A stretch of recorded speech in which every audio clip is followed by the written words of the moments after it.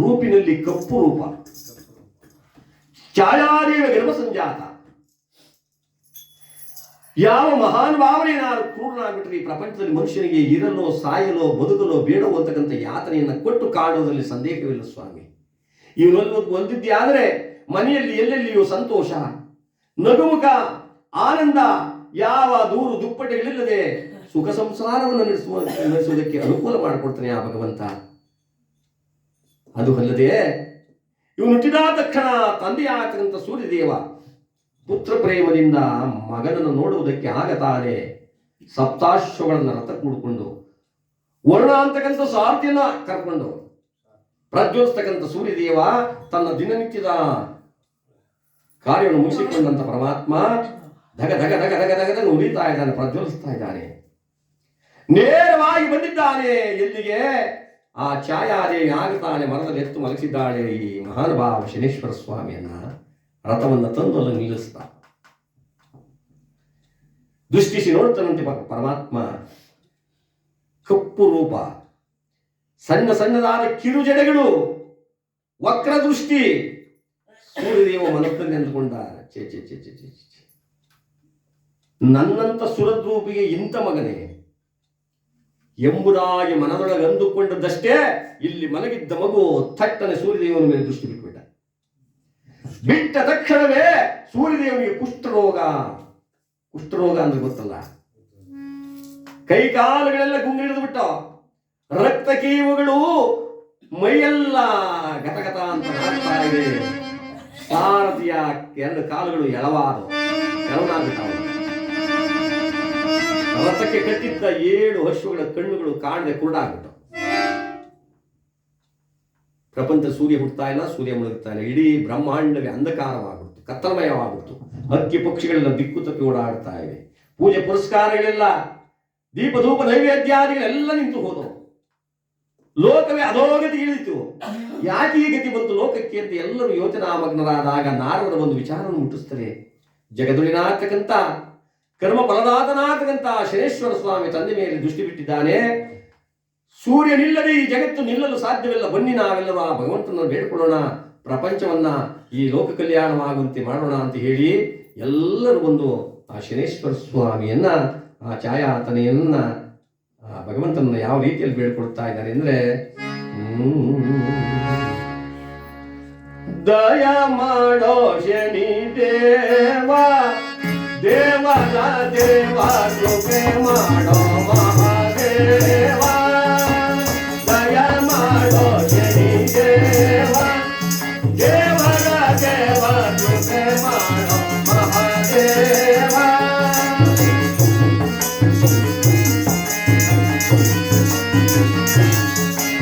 ಬಂದಿರುವ ಬಂಧನವ ಅರಿಕೈಯ ಜಗದೇಗ,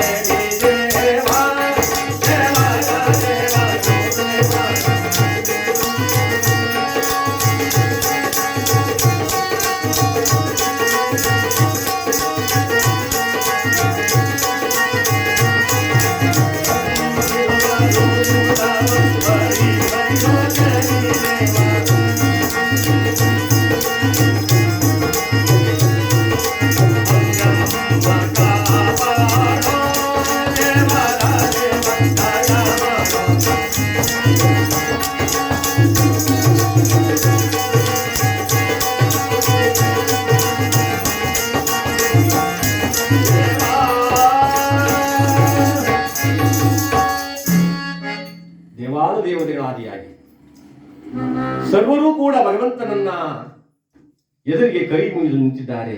ಲೋಕ ಕಲ್ಯಾಣವಾಗಲಿ, ಪ್ರಪಂಚದ ಸೂರ್ಯ ಹುಟ್ಟಿ ಸೂರ್ಯ ಮುಳುಗಲಿ, ನೀನು ಬಿಟ್ಟಿರ್ತಕ್ಕಂಥ ದೃಷ್ಟಿಯನ್ನು ಹಿಂತೆಗೆದುಕೋ ಅಂತ ಹೇಳಿದಾಗ ಪ್ರಸನ್ನ ಮನನಾದ ಭಗವಂತ ಆ ಶನೇಶ್ವರ ಸ್ವಾಮಿ ತಂದೆಯ ಮೇಲೆ ಬಿಟ್ಟಿದ್ದ ದೃಷ್ಟಿಯನ್ನು ಹಿಂದಕ್ಕೆ ಕರೆದಂತೆ ಆಗ ಪ್ರಪಂಚದಲ್ಲಿ ಸೂರ್ಯ ಹುಟ್ಟಿ ಸೂರ್ಯ ಮುಳುಗಲು ಆರಂಭಿಸಿದ ಅಂತಹ ಮಹಾನುಭಾವ ಸ್ವಾಮಿ ಈ ಶನೇಶ್ವರ ಅಂದಾಗ ಸಿಂಹಾಸನಾಧೀಶನಾಗಿ ಕುಳಿತಿದ್ದಂಥ ಯಾವ ವಿಕ್ರಮ ನ್ಯಾಯ ನೀತಿ ಧರ್ಮ ಎಲ್ಲವನ್ನು ಅರಿತಂತವನು, ಸತ್ಯ ಧರ್ಮಗಳನ್ನ ಎಳ್ಳಷ್ಟು ಚಾಚು ತಪ್ಪದೆ ನಡೆಸಿಕೊಂಡು ಬರ್ತಕ್ಕಂಥ ಮಹಾನುಭಾವ ಮನಸ್ಸಿನೊಳಗೆ ತಾನು ಯೋಚನೆ ಮಾಡ್ದ. ಬ್ರಾಹ್ಮಣೋತ್ತಮರೇ ಸ್ವಲ್ಪ ನಿಲ್ಲಿ. ಹುಟ್ಟಿಸಿದಂತ ತಂದೆ ತಾಯಿಗಳಿಗೆ ಅತಿಯಾದ ಕಷ್ಟವನ್ನು ಕೊಟ್ಟ ಮೇಲೆ ನಾವು ಅವನನ್ನು ದೇವರು ಅಂತ ಪೂಜೆ ಮಾಡಬಹುದೇ? ಸ್ವಾಮಿ ಏನ್ ಹೇಳ್ತಾ ಇದ್ದೀರಾ?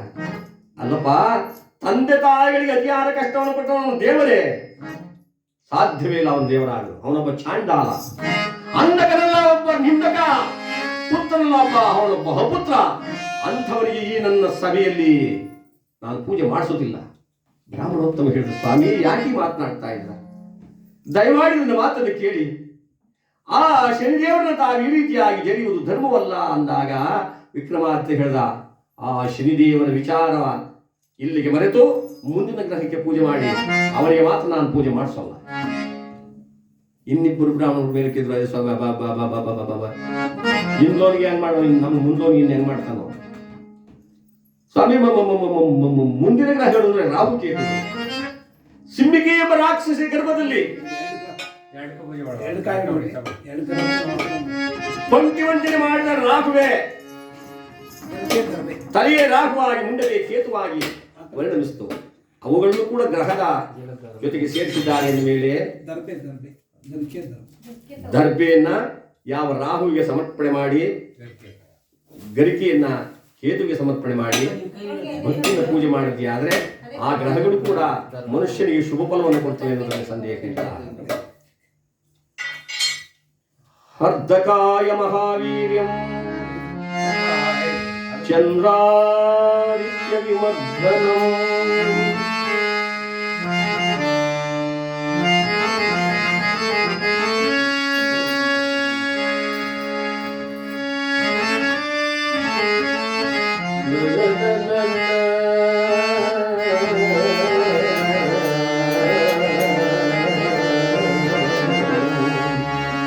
ಅರ್ಧಕಾಯ ಮಹಾವೀರ್ಯಂ ಚಂದ್ರಾದಿತ್ಯ ವಿಮರ್ಧನಂ ರೌದ್ರಾತ್ಮಕಂ तं ರಾಘುವೇ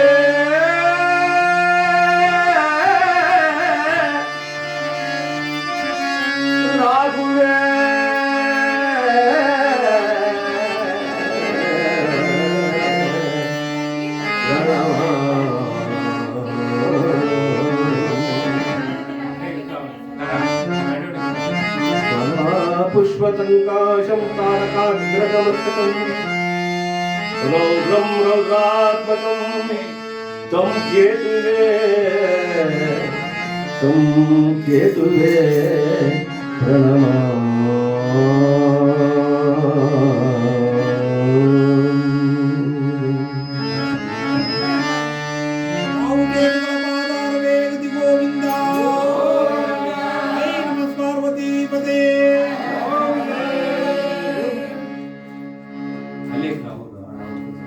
ಬ್ರಾಹ್ಮಣೋತ್ತಮರು ಹೇಳ್ತಾ ಇದ್ದಾರೆ, ಮಹಾರಾಜ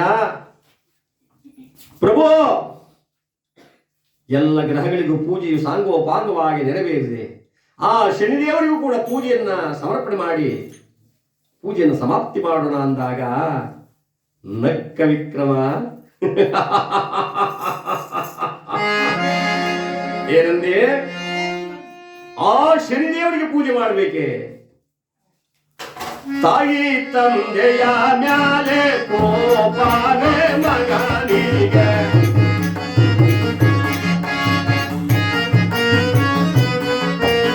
ಆಯಾ ತಿಳಿಯದು ಎನಗೆ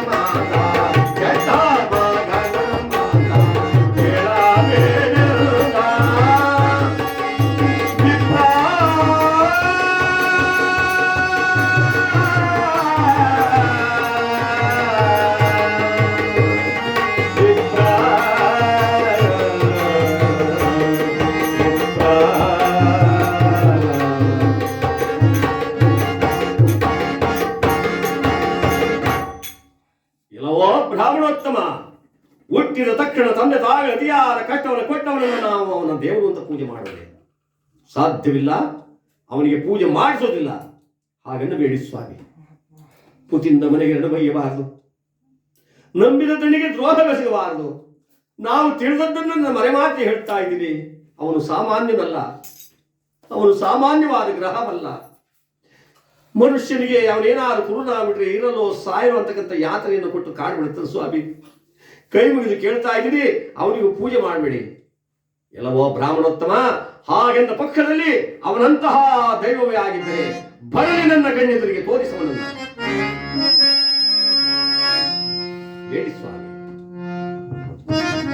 ಸ್ತ್ರೀ ಮೂಲ, ಗುರು ಮೂಲ, ದೈವ ಮೂಲ, ಇವನ್ನ ಯಾವತ್ತೂ ಹುಡುಕಬಾರದು. ನನಗೆ ತಿಳಿದದ್ದನ್ನು ನಾನು ಹೇಳ್ತಾ ಇದ್ದೀನಿ. ನನ್ನ ಮಾತನ್ನು ಮಾತ್ರ ಅಸಡ್ಡೆ ಮಾಡಬೇಡಿ. ಎಲ್ಲವೋ ಬ್ರಾಹ್ಮಣ, ಒಂದು ವೇಳೆ ನೀನೇನಾದ್ರೂ ಆ ಶನಿದೇವನನ್ನು ಇಲ್ಲಿ ಕರೆಸಲಿಲ್ಲ ಅಂದ್ರೆ ಇದೋ ನೋಡು ಅಂತ ಹೇಳಿ ತನ್ನ ಸೊಂಟದಲ್ಲಿದ್ದ ಖಡ್ಗವನ ಈಚೆಗೆ ತೆಗೆದಬೇಕು. ಖಡ್ಗವನ ಕೈ ಹಿಡಿದುಕೊಂಡಿದ್ದಾನೆ. ಆ ಶನಿದೇವರೇನಾದ್ರೂ ಪ್ರತ್ಯಕ್ಷ ಆಗಿಲ್ಲ ಅಂದ್ರೆ ಈ ಖಡ್ಗದಿಂದಲೇ ನಿನ್ನ ಶಿರವನ್ನ ಛೇದಿಸಿ ಬಿಡ್ತೀನಿ. ಬ್ರಾಹ್ಮಣೋತ್ತಮನ ಕಣ್ಣಿಂದ ಕಣ್ಣೀರು ಪಳ ಪಳ ಪಳ ಪಳ ಪಳ ಪಳ ಪಳ ಪಳ ಪಳ. ದೇವಾ,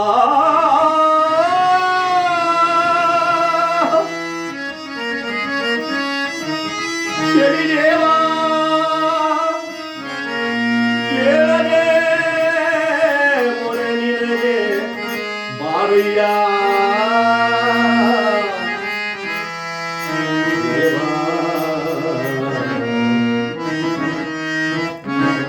ನೀ ಬರದಿದ್ದರೆ ಈ ಮಹಾರಾಜನನ್ನು ಉಳಿಸಲ್ಲ ಸ್ವಾಮಿ. ನೀನು ಬೇಗ ಬರೋ, ಬಂದು ನೋಡು, ನಮ್ಮನ್ನು ಕಾಪಾಡು ಎಂಬ ಈ ಬ್ರಾಹ್ಮಣೋತ್ತಮ ಕಣ್ಣಲ್ಲಿ ಕಣ್ಣೀರನ್ನು ಹರಿಸುತ್ತಾ ಎರಡು ಕೈಗಳನ್ನು ಜೋಡಿಸಿ ಕಣ್ಣುಗಳನ್ನು ಮುಚ್ಚಿದ್ದಾನೆ. ಆ ಶನಿದೇವನನ್ನು ಕರೀತಾ ಇದ್ದಾನೆ. ಯಾವ ರೀತಿಯಲ್ಲಿ? ಬಾ ತಂದೆ ಶನಿದೇವ, ನಿನ್ನ ಮನಸಾರೆ ಪೂಜಿಸುವೆ. ಬಾ ತಂದೆ ಶನಿ,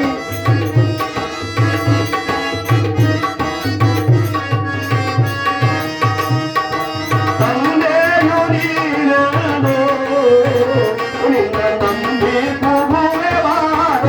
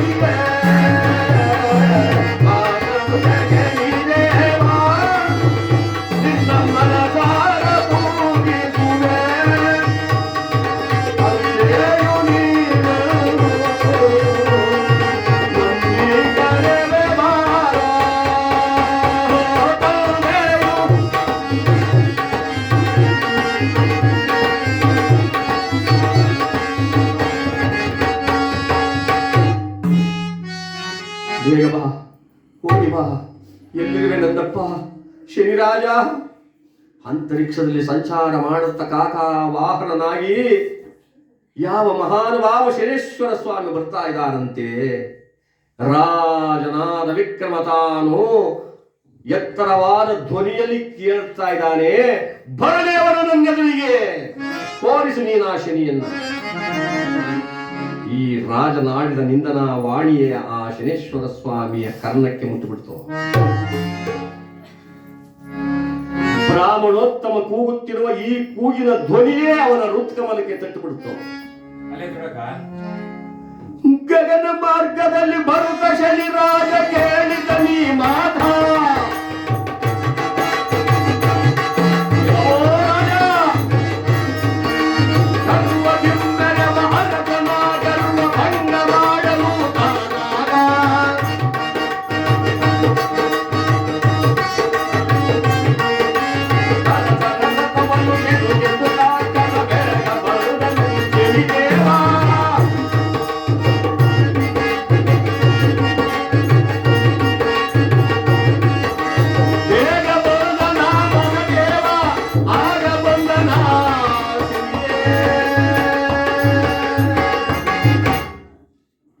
ಅಂತರಿಕ್ಷದಲ್ಲಿ ಸಂಚಾರ ಮಾಡ್ತಿದ್ದಂತ ಪರಮಾತ್ಮ ದಿಢೀರ್ನ ರಥವನ್ನು ತಿರುಗಿಸಿದ.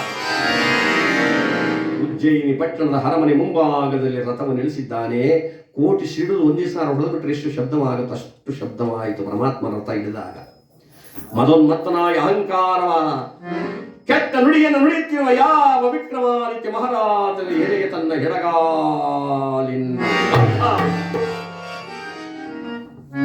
ವಿಕ್ರಮಾದಿತ್ಯ ಮಹಾರಾಜ ಕೆಳಗುರುಳಿ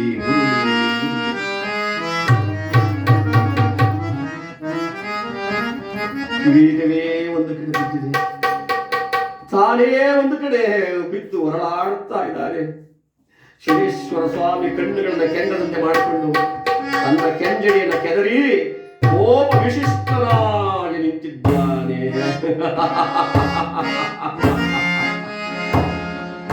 ಎಲ್ಲವೋ ವಿಕ್ರಮ, ಈ ಶನಿ ಯಾರು? ಇವನ ಅಂಶವೆಂತಾದ್ದು ಎಂಬುದನ್ನು ಅರಿಯದೆ ಪಾಪಿಯಾದ ನೀನು ನನ್ನನ್ನು ಜರಿದೆಯಾ? ನಾನು ಯಾರೆಂಬುದು ನಿನಗೆ ಈಗ ಅರ್ಥವಾಗುವುದಿಲ್ಲ. ಮನುಷ್ಯನಿಗೆ ರಾಜ್ಯ ಮದ, ಯೌವನ ಮದ, ಹಣ ಮದ, ರಕ್ತ ಮದ, ಎಲ್ಲ ಮದಕ್ಕಿಂತಲೂ ನಿನಗೆ ರಾಜ್ಯ ಮದ. ಅಂತಹ ನಿನ್ನ ರಾಜ್ಯವನ್ನು ಪರಪಾಲನಾಗಿ ಮಾಡಿ ನೀನೇ ಒಂದು ಕಡೆ ನಿನ್ನ ಸತಿಯೇ ಒಂದು ಕಡೆ ಹಗಲಿ ತಿನ್ನುವ ತುತ್ತನ್ನಕ್ಕೆ ಗತಿಯಿಲ್ಲದೆ ತೊಟ್ಟು ನೀರಿಗಾಗಿ ಹರಿಯುತ್ತಿರುವಾಗ ಆ ಬೆಂಗಾಡಿನಲ್ಲಿ ನೀರು ನೀರು ಎಂದಲಿಯುವಾಗ ನಾನು ಯಾರೆಂದು ನಿನಗರಿವಾಗ ಮುಂದೆ ನೋಡು. ಎಷ್ಟೋ ಹೊತ್ತಿನ ಮೇಲೆ ಚೇತರಿಸಿಕೊಂಡಂತ ವಿಕ್ರಮ ಮೆಲ್ಲನೆ ಕಣ್ಬಿಟ್ಟು ನೋಡಿದ. ರೌದ್ರಾಕಾರನಾಗಿ ಕಣ್ಣೆದುರಿಗೆ ನಿಂತಿರ್ತಕ್ಕಂಥ ಶನೇಶ್ವರ ಸ್ವಾಮಿಯನ್ನು ಕಂಡ. ಮೆಲ್ಲ ಮೆಲ್ಲನೆ ಹತ್ತಿರಕ್ಕೆ ತೆವಳುತ್ತ ಬಂದ.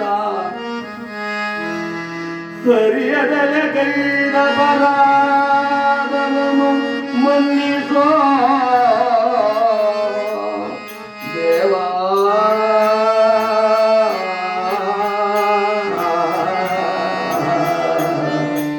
ಶನಿದೇ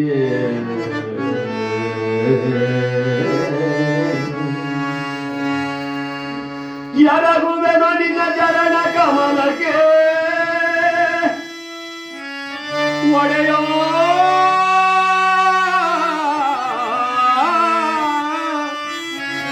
ಕೋರಯ್ಯ ಕರುಣವಾ.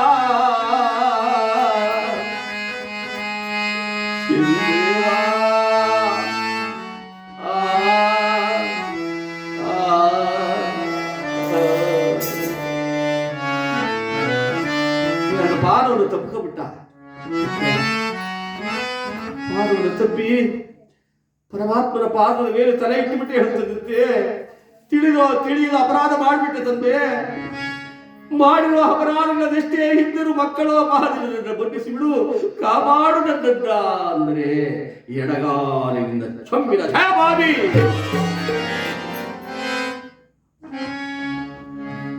ಜಯ ಸುತ ಶನಿ ದೇವ ಮಾಯಾ ತಿಳಿಯದೆ ಹೋದೆ. ಜಯ ಸುತ ಶನಿ ದೇವ ಮಾಯಾ ತಿಳಿಯದೆ ಹೋದೆ. ಕರುಣಿಸೋ ಪರಮಾತ್ಮ ಕರುಣಿಸೋ ಪರಮಾತ್ಮ.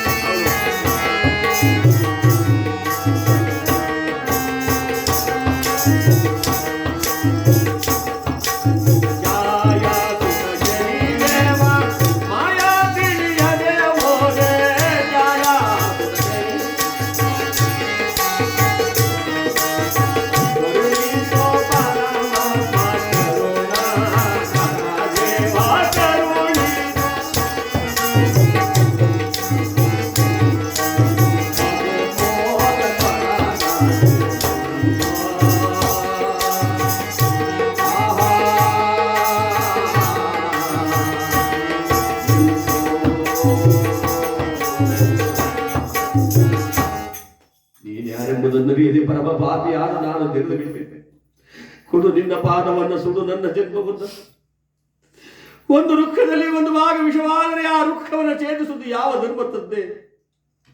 ಯಾವ ಧರ್ಮ? ಜಗತ್ತಿಗೆ ನೀನೊಬ್ಬ ತಂದೆ ಎಂದ ಮೇಲೆ ನಾವೆಲ್ಲರೂ ನಿನಗೆ ಸುತರಲ್ಲವೇ? ಆ ಪುತ್ರ ವಾತ್ಸಲ್ಯದಿಂದ ನೋಡು, ಕಣ್ತರೆ ನಿನ್ನ ಸುಂದರವಾದ ವದನವನ್ನವನ್ನು ಸಾರಿ ತೋರು, ನಗೆ ಬೀರು, ಕೋಪ ಮಾಡಬೇಡ, ತಡೆಯಲಾರು. ನಿನ್ನ ಹೆಸರಿನಿಂದ ಮಾತ್ರಕ್ಕೆ ಗಂಡ ಗಂಧರ್ವರೆಲ್ಲರೂ ಗನಗನಗೊಳ್ಳುತ್ತದೆ. ಹೀಗಿರುವಾಗ ಅಲ್ಪ ಮಾನವರಾದ ನನ್ನ ಮೇಲೆ ನಿನ್ನ ದಿವ್ಯವಾದ ದೃಷ್ಟಿಯನ್ನು ಬಿಡಬೇಡ. ಕಾಪಾಡು ಶ್ರೀರಾಜ, ಕಾಪಾಡು ಎಂದರೆ ನಕ್ಕ ಪರಮಾತ್ಮ.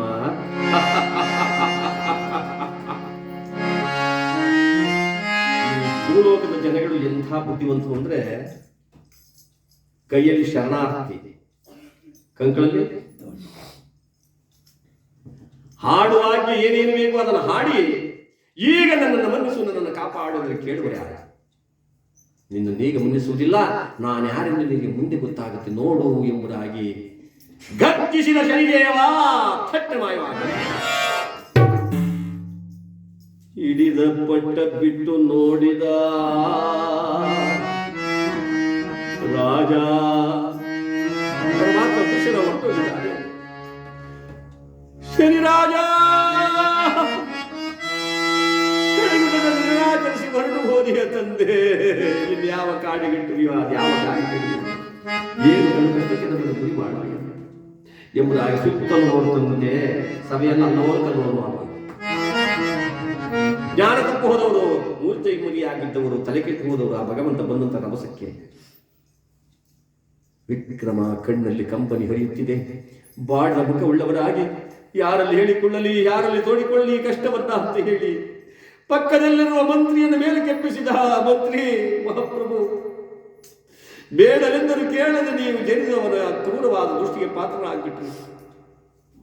ಬಂದದ್ದೆಲ್ಲ ಬರಲಿ, ಆ ಭಗವಂತನ ದಯವನ್ನೇ ನಮಗಿರಲಿ, ಬನ್ನಿ ಅಂತ ಹೇಳಿ ಮಹಾರಾಜರು ಮಹಾಮಂತ್ರಿಗಳ ಮೇಲಕ್ಕಿದ್ದು ಯಾವ ಮಹಾನುಭಾವನ ಆಗ್ತಕ್ಕಂಥ ಆ ಶನೇಶ್ವರ ಸ್ವಾಮಿಯನ್ನ ಹಗಲಿರುಳು ಎಡೆಬಿಡದಂತೆ ಆ ರಾಜ್ಯದಲ್ಲಿ ತಾವು ಪ್ರಾರ್ಥನೆ ಮಾಡುತ್ತಾ ಇದ್ದಾರೆ.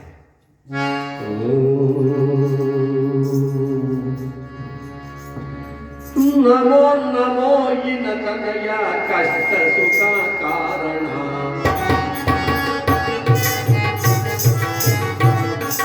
ನಮೋ ನಮೋ ನಿನ್ನ ತನಯ ಸುಖ ಕಾರಣ ನಮೋ ನಮೋ ನಿರ್ಮಲ ನೀಲವರ್ಣ ಅತಿಗುಣ ನಮೋ ನಮೋ ನಿರ್ಮಲ ನೀಲವರ್ಣ ಅತಿಗುಣ ನಮೋ ನಮೋ ನಿನ್ನ ತನಯ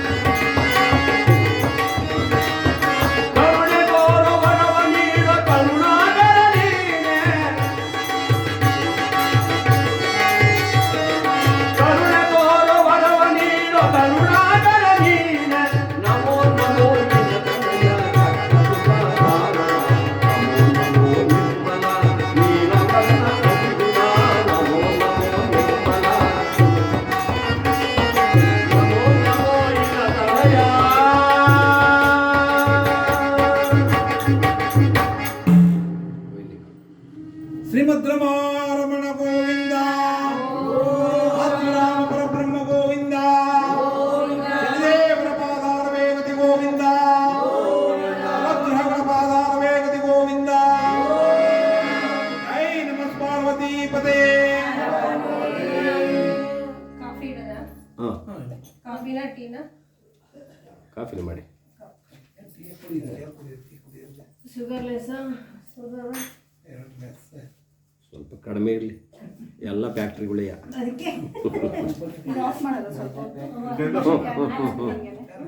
ದೀಪ ಫ್ಯಾನ್ ಹಾಕಲ್ಲ ಅಲ್ಲ ಇದನ್ನ ಮಾತ್ರ ಆಫ್ ಮಾಡೋದು ಸ್ವಲ್ಪ ಹೊತ್ತು ಕಾಫಿ ಆಫ್ ಮಾಡೋದು